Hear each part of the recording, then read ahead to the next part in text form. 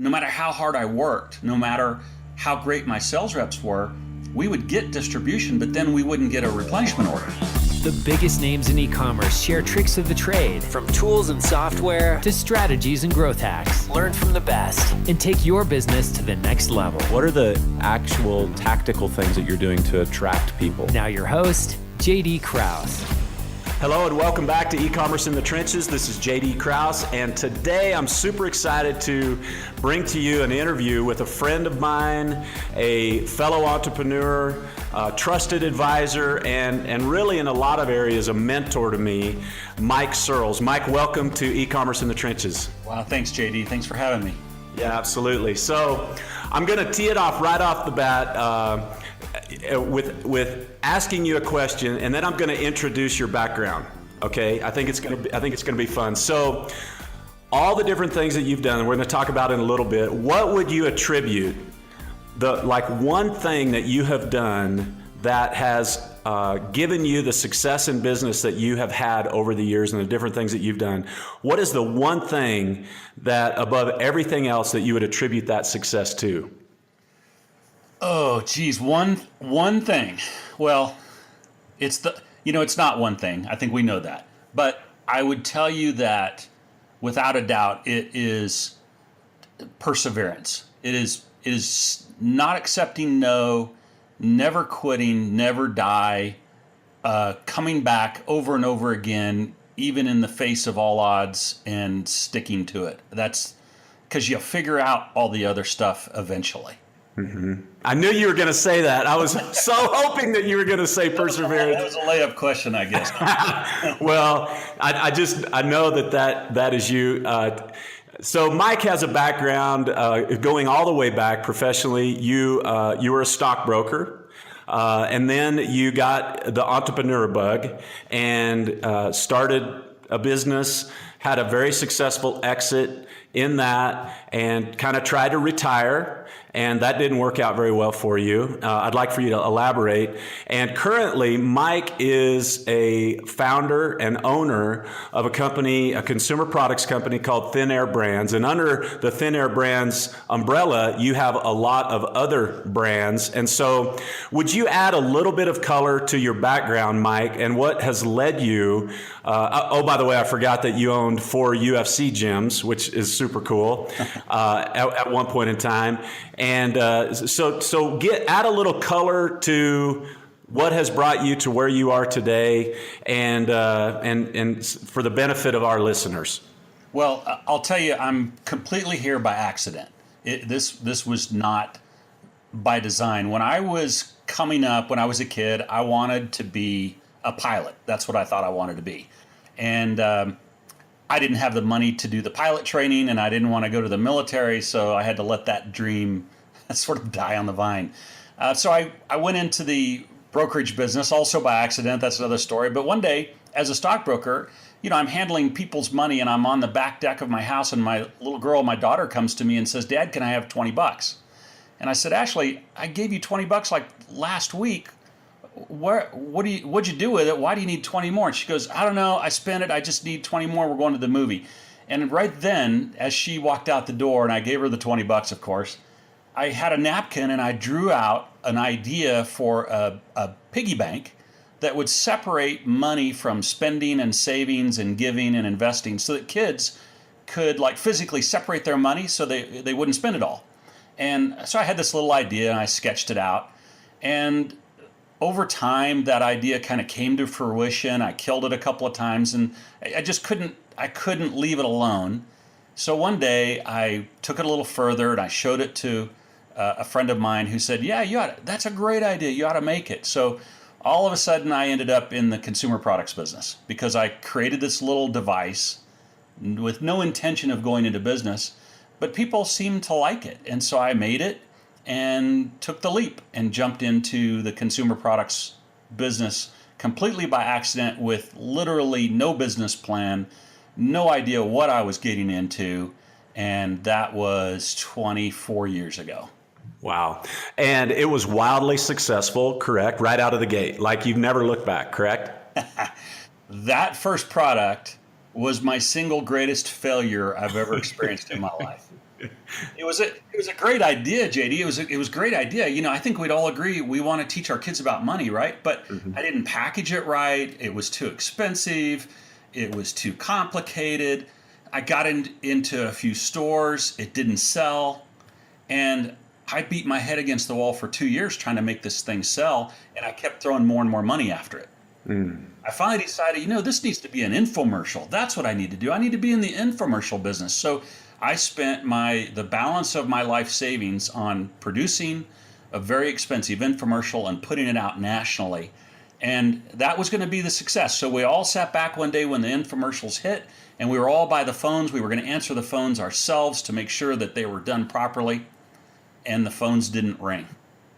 I mean, we had nothing. One of my guys even spent the night in the office, all night, slept in a sleeping bag, just in case it rang, because we wanted to make sure there wasn't a problem with the phone system. It was so bad. Oh my gosh. So now I'm on the verge of bankruptcy. I've got no money, no income. The product's not working. And, there's where the first bit of perseverance kicks in. It's like, what do you do now? Right. So what did you do? What was next? So I went to a couple of retail stores. I thought, I got to get it in retail stores. And I drove up. I'll never forget the day. I put 6 of these in my trunk, and I pulled up to the first retail store, and I sat in the parking lot, and it just freaked me out. I couldn't go in. I was scared. I didn't know what to say. I didn't know, I had no confidence. So I drove away. Then I went to the next. It was a bookstore. Now hold on a minute. Yeah. So for the benefit of everybody that doesn't know you, for you to have fear of entering into a sales conversation with somebody, with your background being a stockbroker and being very, very successful, by the way, why was that? I'm afraid every day. When I was a stockbroker, the reason I was successful, I'll tell you why, is because when I was going through training, my wife went to drop our daughter off at the daycare, and all the kids were sick, and she called me and said, I just can't do it. I got to quit my job. I got to take care of our kids. And I said, I don't know what we'll do. I'll figure it out. Just quit. I got it. And so, I made more phone calls. I made more prospecting calls. I worked harder than anybody in the office because I had to pay the rent. And I didn't know how else to do it. I wasn't the best looking. I wasn't the smartest. I just knew I could outwork everyone. So that's what I did. And I did that in the stock brokerage business. I've done it in the consumer products business. I've done it in everything I've done is I've always figured out how to basically outwork everyone and succeed in the end, even when I fail in the beginning. Awesome. So I know, do you want to tie a ribbon around your, I interrupted you there. Help me get through your sales resistance. Talk us through how you got into the stores, or if you even did. What did you do after you drove away? So I still had no luck getting into the stores, but what I found is that there were sales reps that would do it for me. And I always found it pretty easy to talk to sales reps because I think they were like, I understood their plight and their concerns. So I found a sales rep. He said, yeah, I'll do it for you. And he did it a little bit. So we started to get the product into stores little by little through the sales reps. I went to a trade show. That helped a little bit. So we started, but the product wasn't selling. That's the real problem. No matter how hard I worked, no matter how great my sales reps were, we would get distribution, but then we wouldn't get a replenishment order. So we were like, this is a pipe dream. This isn't working. So I had an idea, well, maybe I need a different product. So I sourced out of China this little metal cash box, and I got that into a couple of stores. And guess what? The store owners called me and wanted more. And like within 3 weeks, they're like, yeah, we need 6 more. And I'm like, I've never heard that before. That's a new one. So I thought, well, maybe it's about product and not just about perseverance. It's about product too. So I created that second product and a third and a fourth, and all of a sudden started to see some success, was able to pay the bills, was able to bounce around and figure out my way. And before long, I had 6 and 7 and 8 and 9 products. And to kind of wrap it up, the first year we did 0 in sales. Second year we did $57,000 in sales. Within 12 years, we had done $34 million a year in sales. We'd done over $100 million in sales, made the Inc. 500 list, and sold the company and retired. So there's your fast story. That's awesome. That is awesome. So there's so much I want to unpack. The business that you sold, consumer products business, primarily in the toy space. Is that correct? Yes, toys. Okay. You're a hard-charging business guy. Why toys, Mike? Well, I never intended to be in toys. In fact, the first 4 years in business, I denied. When I'd be on an airplane and people would ask what I did, my card looked like a stockbroker's card. My company was named Summit Financial Products, Inc., and which doesn't sound like a toy company at all, does it? Because it wasn't designed to be one. I just wanted to create something to teach kids about money. And I didn't want to be in the toy business, but I failed at everything until the only thing left was I was selling a few of these through toy stores. So I asked the toy buyers, well, what else? They'd buy it and they'd say, well, what else you got? I'm like, I don't have anything else. I'll go create something. So I'd go out and create another little money device, or I'd source it or whatever I had to do to come up with something. They'd buy that. And then they'd say, what else you got? I'm like, well, I don't have anything else. I guess I got to. And before long, I had 20, 30 products in toys. Then I realized one day that it was fourth quarter business and I was starving all year until I'd hit the fourth quarter. That's when I'd make all my money. So I thought, well, I need something for the springtime. I need something for spring and summer. I was on an airplane. I saw a vacuum and I thought that'd be cool to have a little handheld vacuum that kids could use to suck up bugs. Maybe that would sell in the spring. Created that. Lo and behold, that one took off because I talked to my customers. I asked them what they wanted, what they liked. I asked them about colors and packaging. One buyer told me, the product looks great, but don't cover it up with a package. Leave it open and let kids try it in the store. So I listened and I did that. And lo and behold, things started to happen. And that product sold millions of units eventually over time. But it started with an idea on a napkin on a United flight to New York. And that's how it happened, a little piece at a time. And the funny thing is, JD, is at about 10 years in, one day I looked up, and for the first time, I'm like, wow, I've been so busy building something, I didn't realize what I had built. And all of a sudden, I had a very profitable $30-some million company that was netting $4 and $5 million a year. And I'm like, I'm shocked. I can't believe I built this, because I built it one little brick at a time, one little piece at a time. And one failure on top of another eventually created a little success here and there. And over time, I created something that had value. And when I was approached to sell the company, nobody was more shocked than me. And so I took the money and ran. That's what I did. That's awesome. So a couple things that jump out to me in your story is that you talked to the customer and that you just kept innovating. One thing that I think I know the answer to, but I want to ask you, is the bug vac. And my son had one before you and I ever met. I love the product. What percentage of revenue in your company that you sold did that one product, that one SKU represent? Did it carry your business, Mike? Oh, no, not at all. Not at all. It was my number one selling spring and summer item, but it wasn't my number one toy by any means. It was probably my third best selling product. I'm guessing, I can't remember. I'm guessing it represented no more than 10% of my business. But it was a good chunk, it was a good piece. And it was stable. My next best-selling product was probably my ATM machine area, and then my single best-selling product was one of the most uninventive of all of them. I just created a better cash register for kids, and that was my number one seller by a pretty large amount. It was a higher price point, and spring and summer business tends to be smaller than fall. So the bug vac was a nice piece of our business, but when I sold the company, I think we had 200 active SKUs. So no one product made or broke us. Yeah, very, very important. So when you're telling your story about the 12 years in before you sold your company, you went through some recessions and you went through some tough times. Talk to me about your attitude. Did you know how tough it was while you were building your company?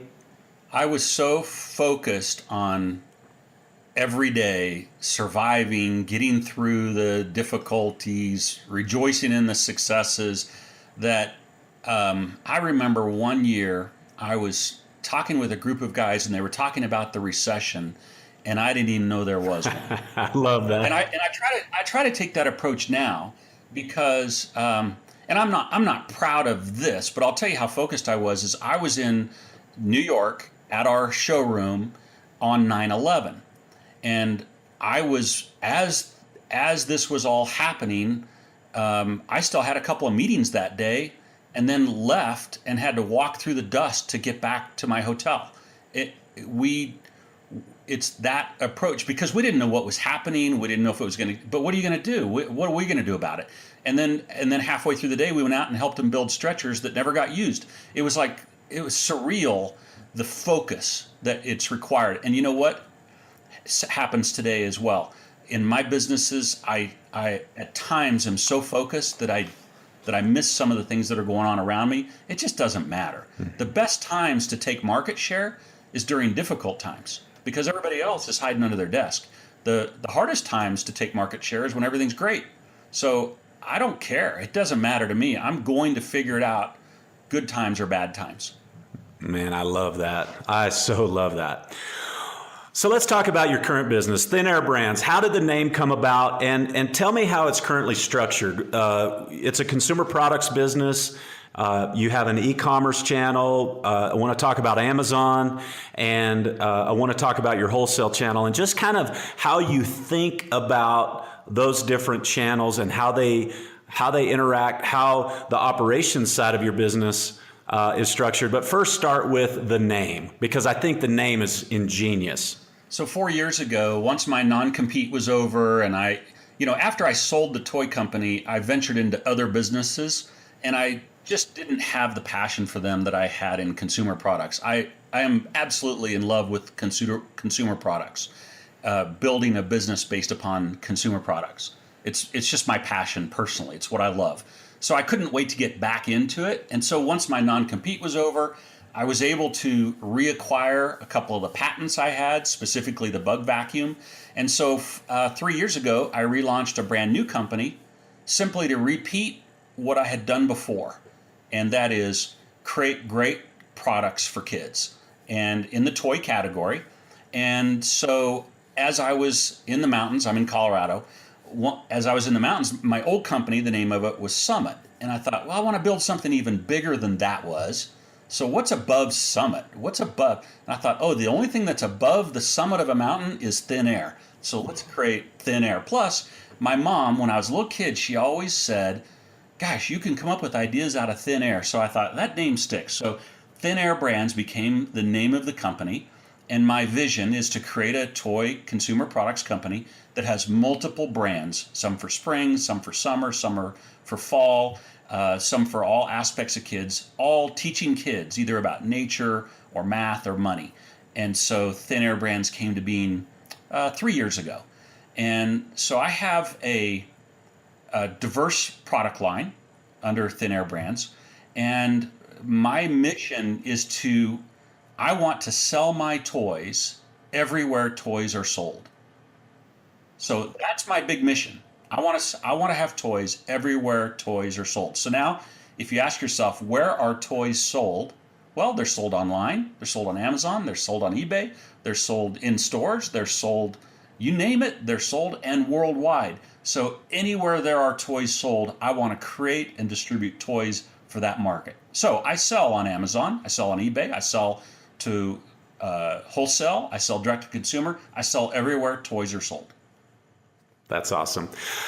So I love that. I love you're ubiquitous in a sense.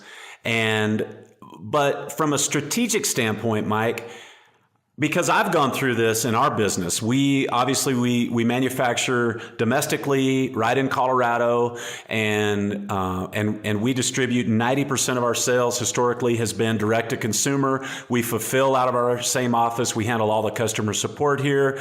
And when I meet with you at our mastermind or at different events, times we have lunch together, I think sometimes you look at me and your mind, your eyes go cross-eyed, thinking, why are you doing all this, JD? but you structurally, your company, you have a very different way of approaching the distribution of your products.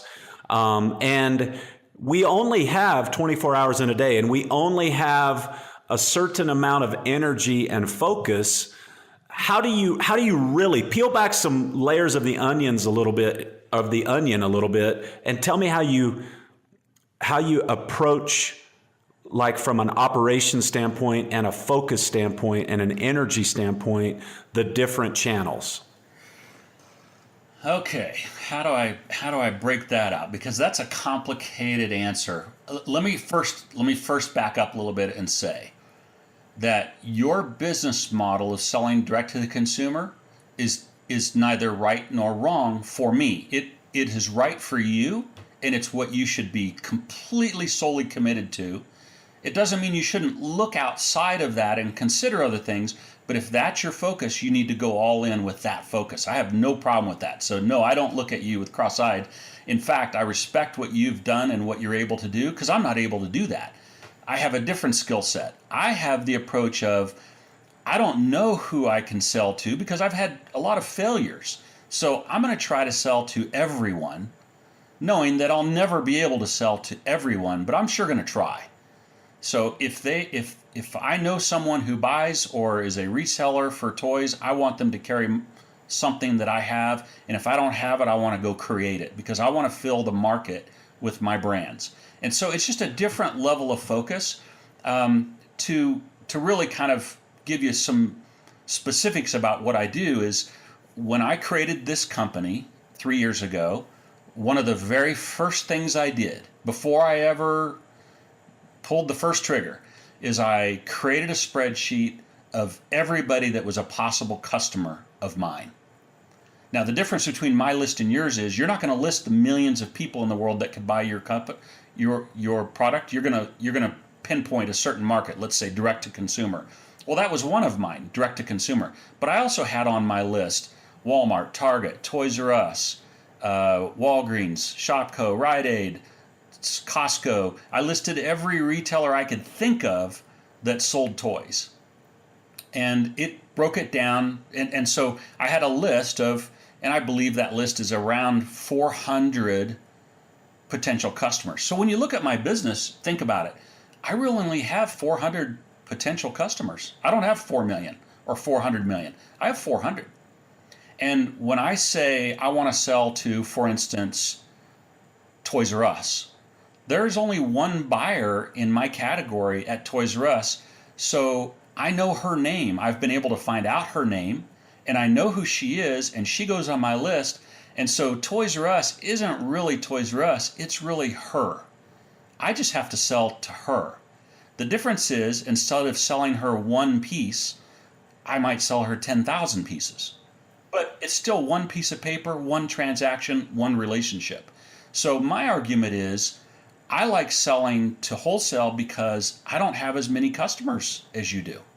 And I don't have to be spread as thin because I really only have dozens or hundreds of customers. I don't have thousands or tens of thousands. So the way I focus my time is I make that list of my top 300, 400 prospective customers. I rank them, and then I go after them all, because going after 400 at once is really not that difficult. If you just go after 10 a day, you cover your whole list in 2 months. So it's really not as difficult as you might think. A lot of people are intimidated by the process. It's actually easier, I believe, to work with fewer customers than more. Right. Well, and especially when they have 2,000 locations or 3,000 locations. And if you hit a winner and they put you in every store and they sell X number of units per day per store, the numbers get pretty exciting pretty quickly. Yes, and there is so much leverage in selling wholesale. So I sell both. I sell direct to the consumer, but that's not my focus. So you're way better at that than I am. But it's a part of what we do because we need a place for people to go and buy our product if they want to, if they don't want to go to the store. So there's a place. And then there's also controls. Through my Shopify store, I have all products up. You don't have to worry about inventory outages. I don't have to worry about that. But the consumer also, some might prefer Amazon, so I'm on Amazon. Some might prefer eBay, so we're on eBay. Some might prefer Walmart.com, so we're on Walmart.com. And the list goes on and on. I want to make it as easy as possible for the consumer to buy my product. I have no walls, no barriers, no preconceived notions. I want to give the consumer the experience they want, whether they want to drive to the mall and buy it or they want to click on their phone and buy it. I want to make it as easy as possible because I'm on a mission to have my products everywhere toys are sold. That's awesome.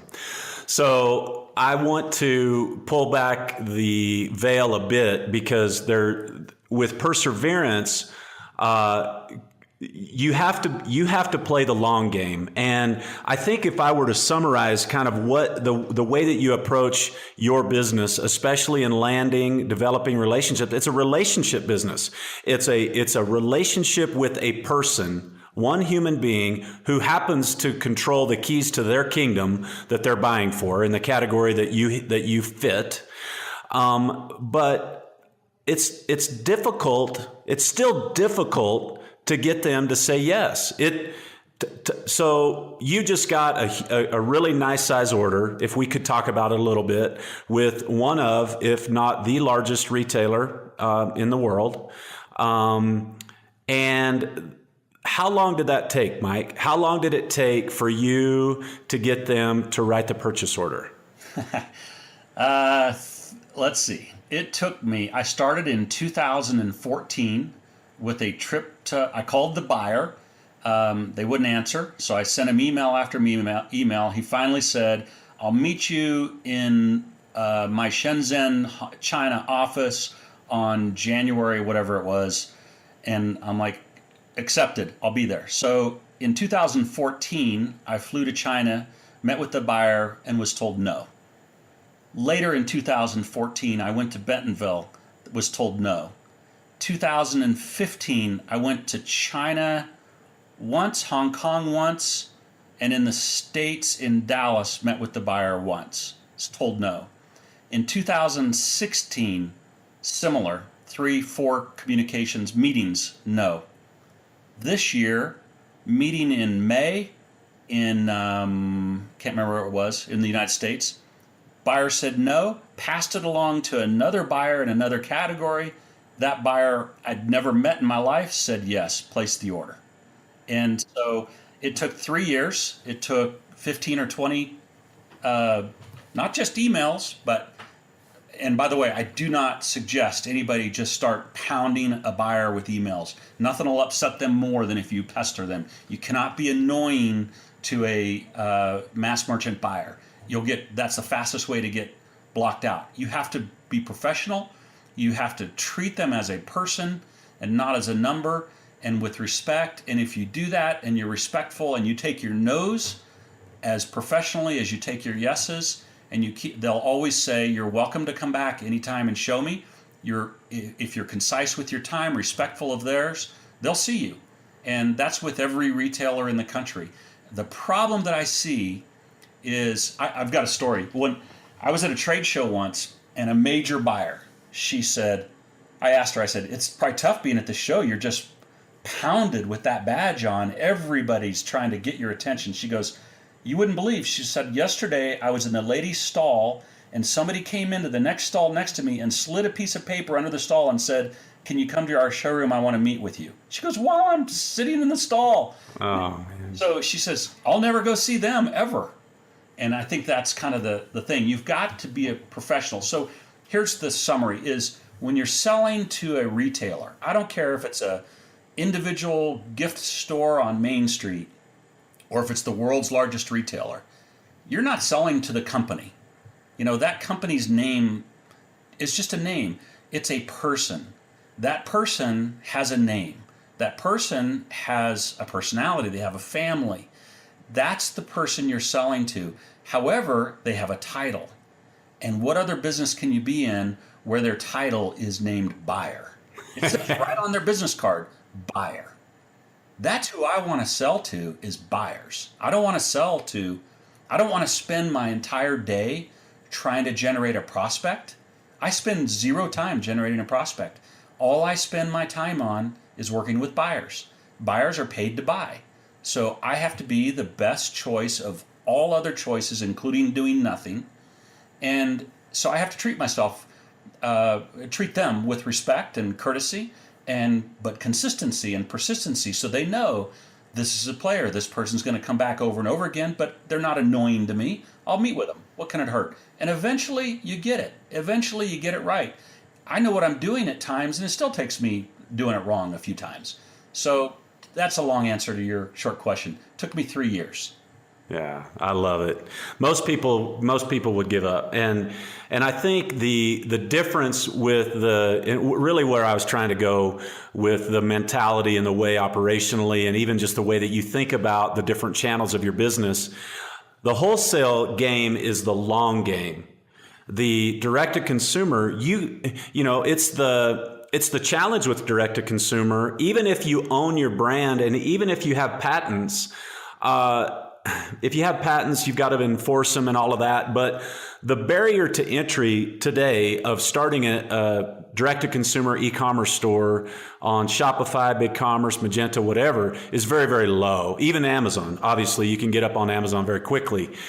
And being successful with the wholesale channel, it's a different animal. Like success, you know, you're going to be profitable. What would you say, Mike? Most businesses in year 3, year 4, year 5? I don't think it has to be that way, JD. Not in this day and age. So here's the beauty of it is I think if you build your business, now there's two approaches. One is just stick with the direct to the consumer model and build that. I've got no issues with that. That's not my model, but that doesn't mean my model's right for everyone. But if you like my model is I do it all. I go after the direct consumers because that is how I learn. What does the consumer want? What do they not like? I love the emails I get from a customer that says, "Oh, I love your product, but," right? I wish it was in blue. Whatever. So that's how you learn. That's how you perfect it. You need that feedback. You need customers so that you can perfect your product, so that when you go to the wholesale channels, you've got a story and you know what sells and what doesn't. Because the last thing you want to do is fill up your wholesale channel with product that doesn't sell. That's not good for anyone. And so all it does is taint your name. So what you want to do, in my opinion, is my very first, when I started this company 3 years ago, my first order was an online consumer order on my Shopify site. They bought one piece for $15. That was my first order. My second order was for 6 units to a little store in Wyoming. That's how you start.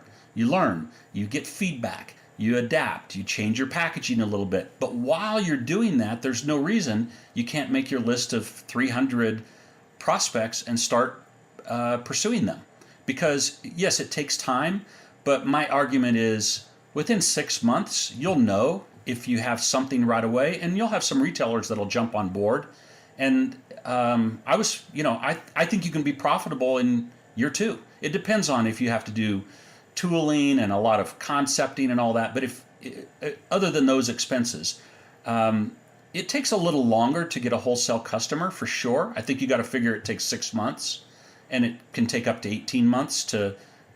Now the big retailers, the biggest in the world, they might take 3 years, but that's just comes with it. But there's a lot of regional chains. There's a lot of local chains that have 6 stores, 60 stores, 360 stores. They act pretty fast within a few months. And, you can argue that direct to consumer happens faster. It does, but it's smaller dollars. In a wholesale channel, your opening order might be $10,000, $20,000, whatever. And so you make up some lost ground pretty quick with those POs. But my attitude is I'm going to fill my pipeline with my 400 or so prospects, and I'm going to pursue them while I'm pursuing the direct-to-the-consumer market and paying the bills with that one. Well, and like you and I have talked, you can actually launch, which is what you just said, you can launch direct-to-consumer and get immediate feedback. You if there's a button or a sound or a light or something that can differentiate your product, add value in the consumer's mind, you can build that into the next version of your product and perfect it before you end up showing it to a big buyer. Exactly. That's the whole goal. And the other thing is don't use time as the excuse to not pursue the retail channels. So if you are, as a company, if you're committed to going after, like, okay, I'm selling direct to the consumer, now I want to sell into some stores. If you procrastinate that until you're, quote, ready, it's sort of like waiting until you're ready to have a baby, right? You're never ready. You're never going to be ready. You're going to learn on the job. Same with having a baby. Your first child, there's a big learning curve there, and if you wait till you're ready, it'll never happen. You'll never have a baby. Same with going into the wholesale channels. If you wait until you're ready, you'll never be ready. So you can, in an afternoon, you can create a little spec sheet and a little flyer and start getting that out to prospective retail buyers. You can do that in an afternoon, and then from then you adapt and learn. And you get a little better, a little better, a little better.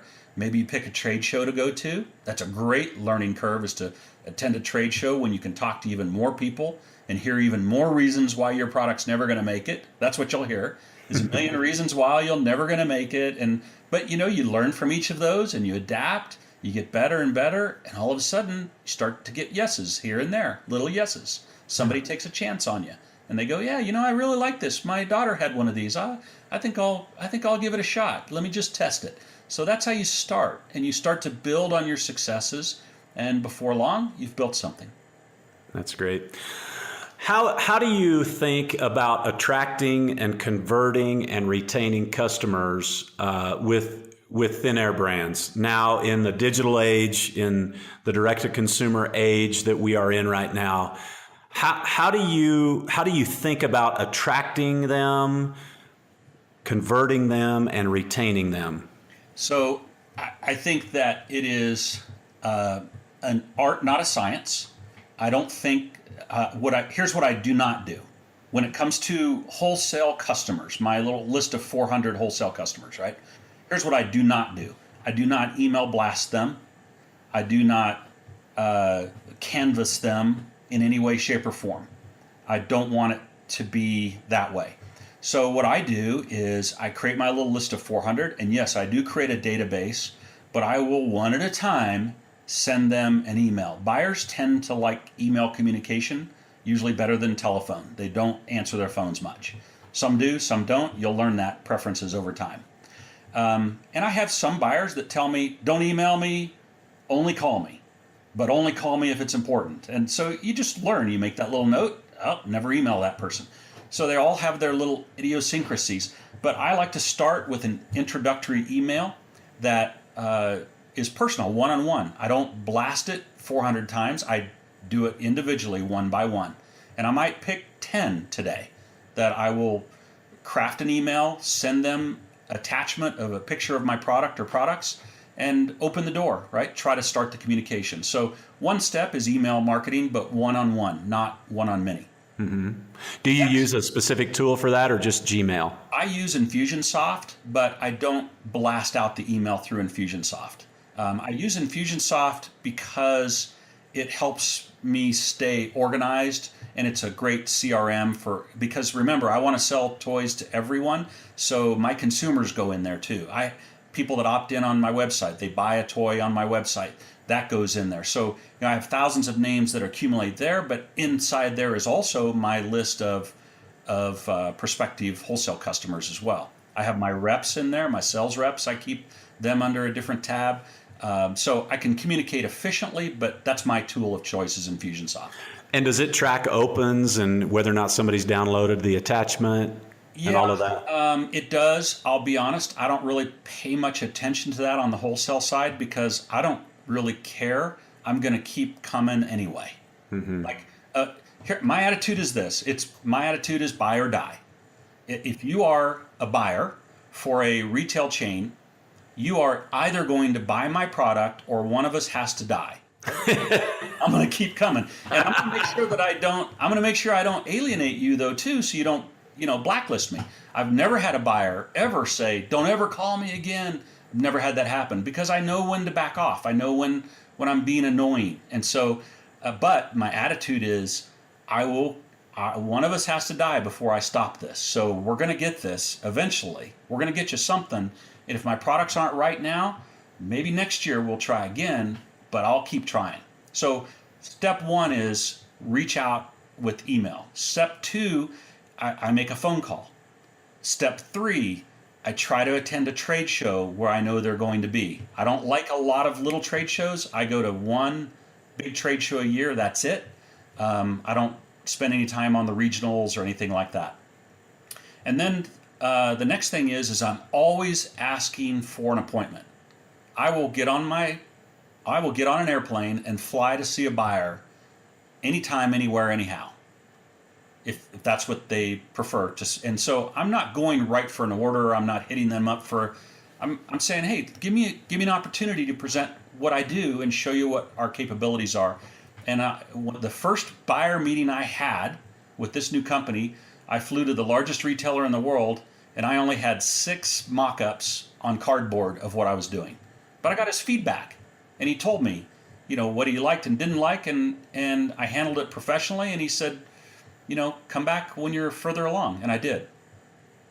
It reminded me of in the 15 or 20 meetings that you have had with that world's largest retailer, you did not sell them the product.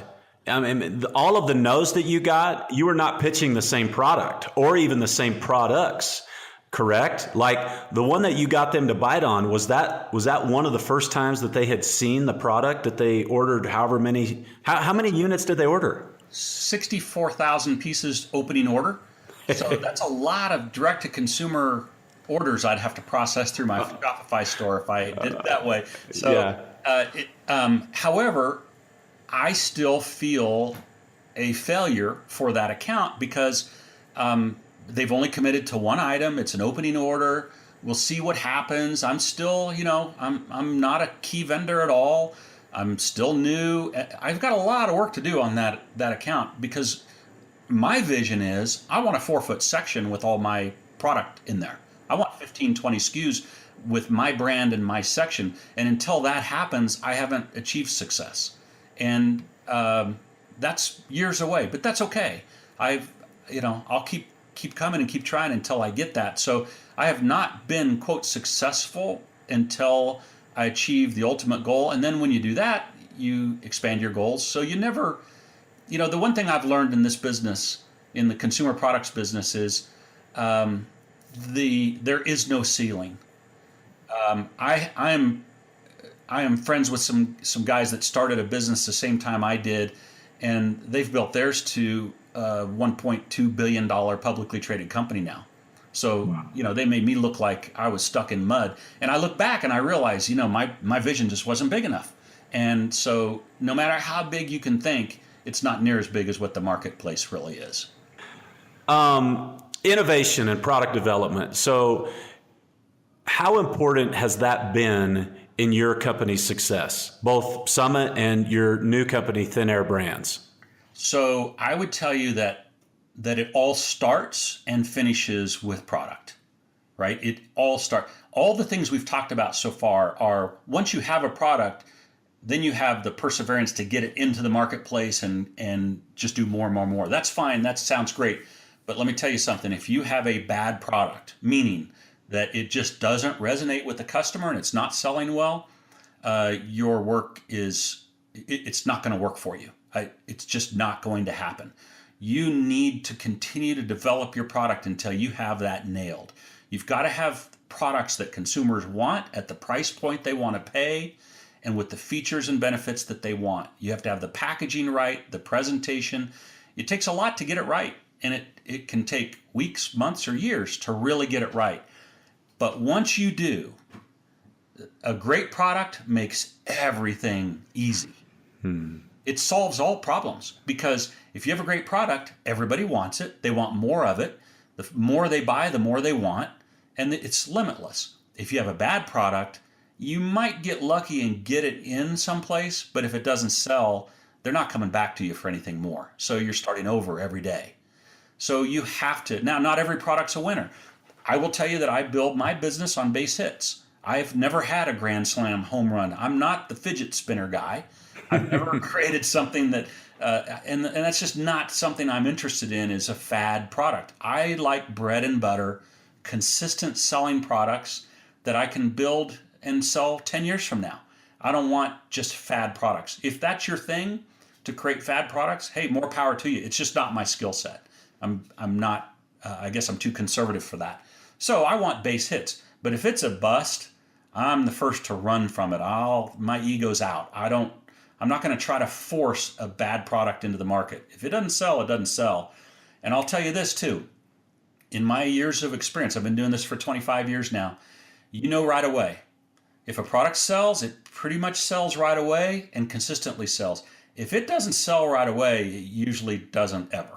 You probably know that in your business. You create a new fabric that you think is going to be hot and it just doesn't resonate, doesn't sell.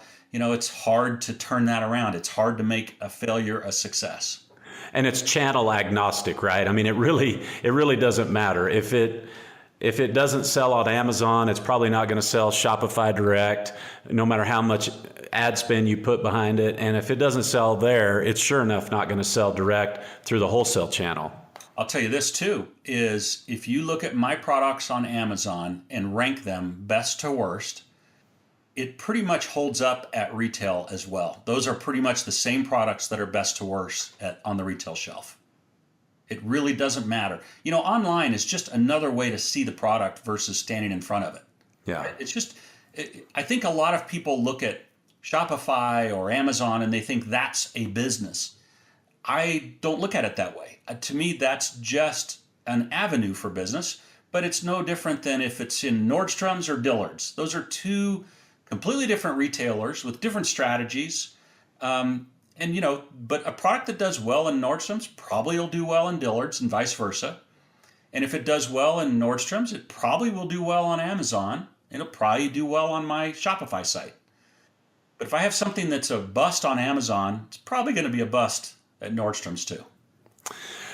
What does your product pipeline look like right now? I mean, you and I have talked a lot over the years about when you had Summit, you had a lot of product designers and it's when you launched Thin Air, I mean, it was pretty much pen and paper, and you outsourced some design but that's the real value that you bring to Thin Air in addition to operation chops and finance chops and sales chops and marketing chops. I mean, you wear a lot of hats, but how far out are you thinking? Do you have sketches or ideas of the next how many products that you're going to launch? Well, so if you were in my office right now, JD, you'd see I'm surrounded by about 15 different concepts that I'm working on because my annual trade show is in Dallas in October.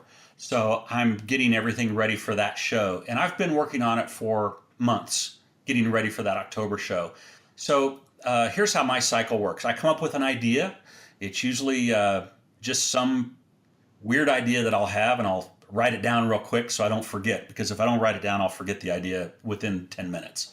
So I have some weird idea. I'll sketch it. And then from there, I'll keep thinking about it. I'll go on Amazon. I'll go to stores. I'll look to see if there's anything like it. I'll try to figure out if it's really a good idea or a bad idea. And by the way, I've learned I don't like to pursue inventions because it's very difficult and time consuming. And so I don't like to reinvent the wheel. I just want to make the wheel better. So I like innovation, not invention.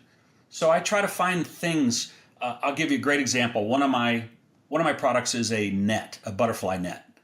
And I just looked at the butterfly nets that were out there and just made a better one. And I made it at a price that was very reasonable. And so did I invent the butterfly net? No.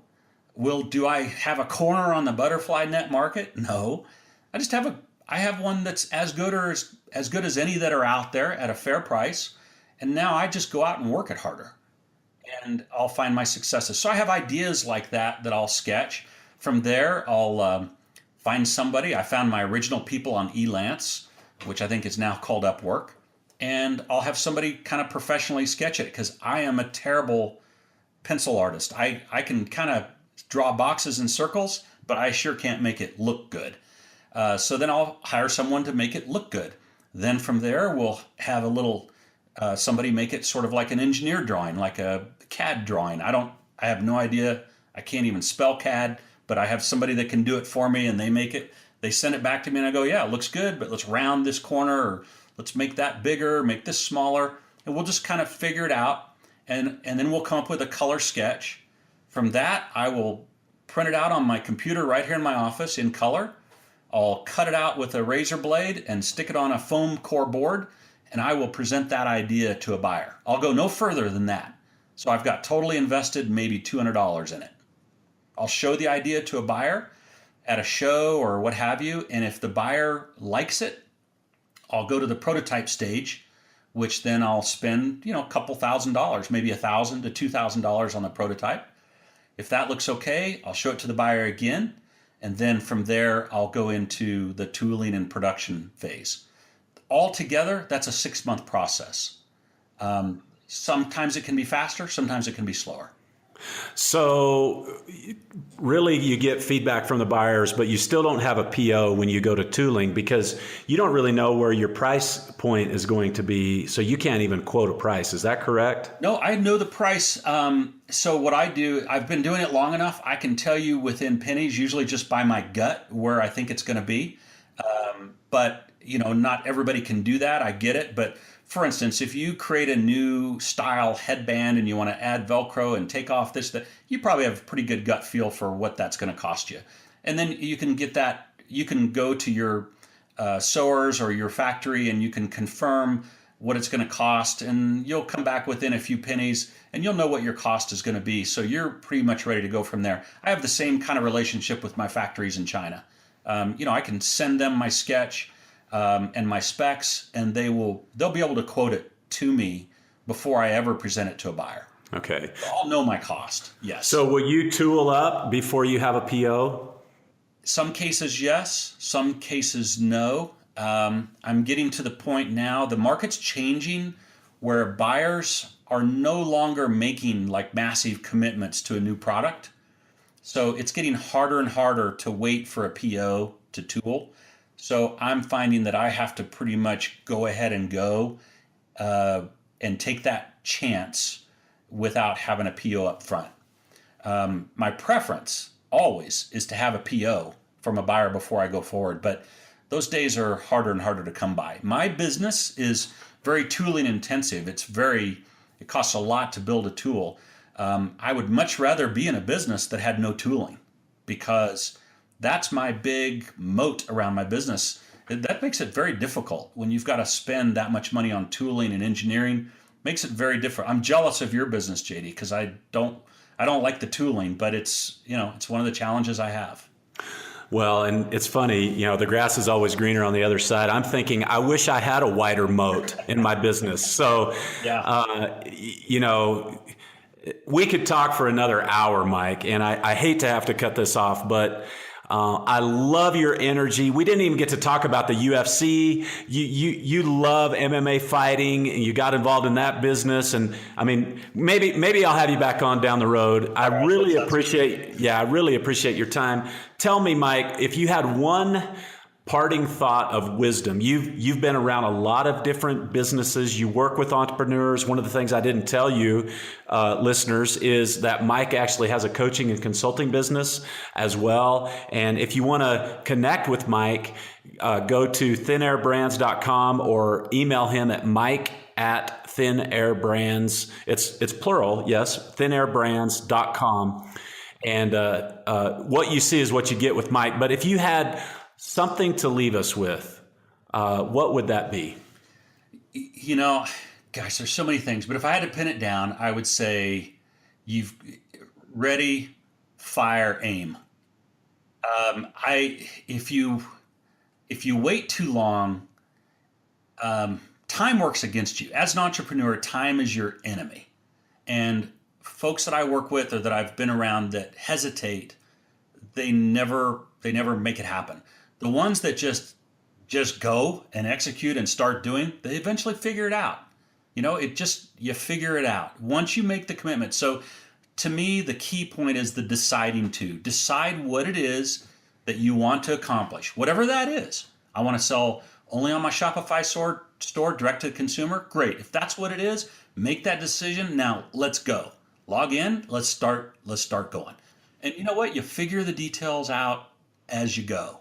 So the key, I think, decisive factor is you really have to, as an entrepreneur, you have to really decide what it is that you want your outcome to be. And then start executing today. Don't wait. Don't wait till you have a business plan written. Don't wait till it's all done. Just go, go, go. And it will be the hardest thing you'll ever do in your life. And it will be the greatest thing you ever accomplish in your life. Win or lose, you'll never regret it. I love it. Well, I could not end it any better than that. Mike, thanks so much for spending time with us and sharing all these nuggets of wisdom.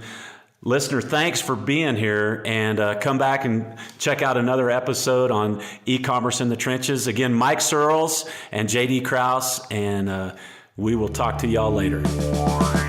Thanks for listening to E-commerce in the Trenches, brought to you by Unific. Visit unific.com to start turning your receipts into revenue through highly segmented order confirmation campaigns and more.